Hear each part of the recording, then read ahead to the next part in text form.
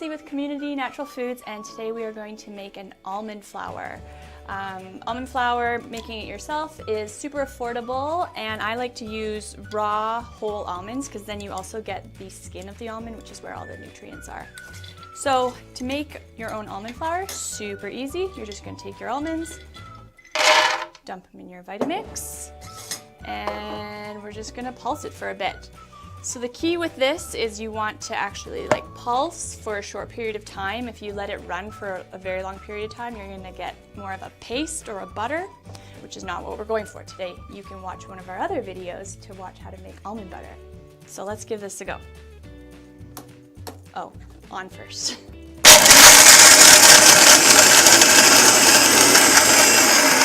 That's super quick. Let's see how this looks. So you can shake it around a few times. This has some bits in there, big bits, so we'll pulse a few more. Okay.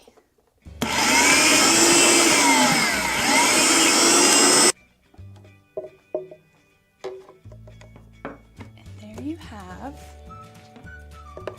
your very own almond flour.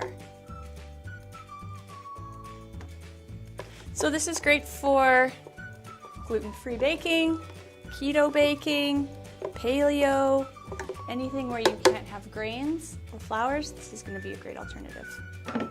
If you like this video, give it a thumbs up and subscribe below!